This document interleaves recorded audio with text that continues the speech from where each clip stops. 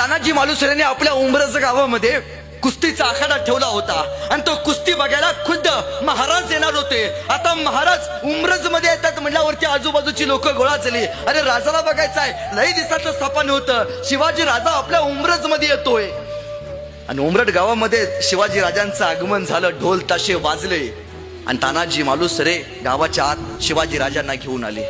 कुस्तीची स्पर्धा रंगली होती. नामवंत कुस्तीपट्टू त्या स्पर्धेत महाराजांच्या सोबत महाराजांच्या समोर कुस्ती खेळायला तयार होते.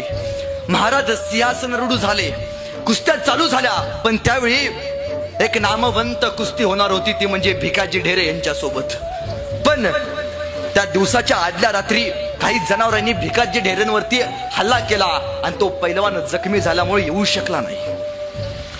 आता भिकाजी ढेरेचा जो प्रतिस्पर्धी होता, त्या प्रतिस्पर्धी सोबत कुस्ती कोणी खेळायची हा प्रश्न पडला आणि सगळी माणसं म्हणाली, झाला तो दुसरा पैलवान जिंकला, आता त्याला पैसे नामात असाच मिळणार, न कुस्ती खेळता मिळणार. महाराजांना प्रश्न कळेना, अरे काय करावं, भिकाजी ढेरे तर आला नाही, मग कुस्ती याची कोणासोबत लावावी. त्यावेळी मागणे एक आवाज आला, अरे आला रे आला, सह्याद्रीचा वाघ आला.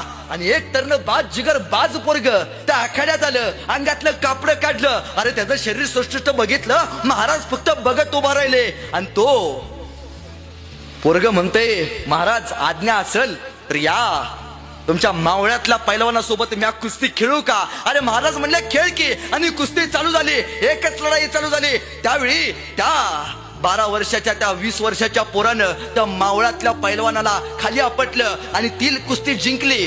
महाराजांनी त्या कुस्तीचं वर्णन करताना महाराज असं म्हणतात, आतापर्यंत फार कुस्त्या बघितल्या, पण एका डावात समोरच्या प्रतिस्पर्धीला आसमान दाखवायची जिगर ह्या पोरामध्ये मी पहिल्यांदा बघितली. महाराज आत गेले.